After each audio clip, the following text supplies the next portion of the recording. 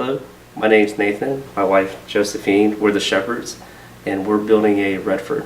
Well, the best part with building with Shaw Homes probably been the design studio and just being able to pick the colors and the patience from Shelley to tolerate our multiple changes. What set Shaw Homes from other builders?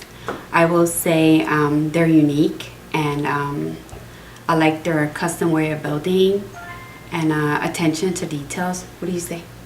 Yeah, I mean, just us building multiple homes and coming here, they have a heck of a design studio, great management, and just they know what customers need, and they're willing to work with what tailors towards their needs.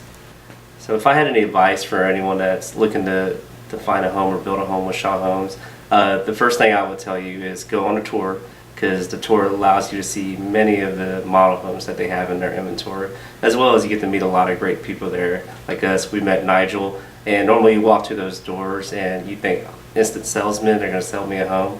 But in this case, Nigel wasn't a salesman. He was there to help us out and help us find a home in the area that we wanted.